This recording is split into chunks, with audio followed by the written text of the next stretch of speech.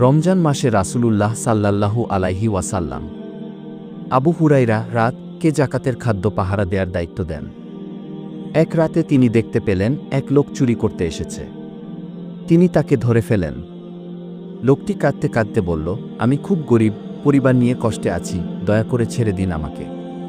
আবু হুরায়রা রাত তাকে ছেড়ে দিলেন। পরদিন রাসূলুল্লাহ সাল্লাল্লাহু আলাইহি ওয়াসাল্লাম জিজ্ঞেস করলেন, তোমার বন্দির কি হলো? তিনি বললেন, সে খুব গরিব ছিল, তাই ছেড়ে দিয়েছি। রাসূলুল্লাহ সাল্লাল্লাহু আলাইহি ওয়াসাল্লাম বললেন, সে আবার আসবে কি? এভাবে পরপর ৩ রাত সেই চোর ধরা পড়ে এবং মুক্তি পায়। তৃতীয় রাতে সে বলল, আমি তোমাকে এমন কিছু শিখিয়ে দিচ্ছি যা তোমার উপকারে আসবে।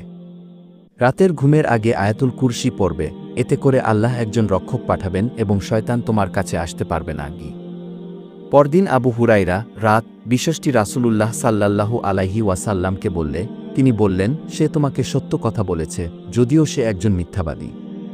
জেনে রেখো, সে ছিল একটা জিন।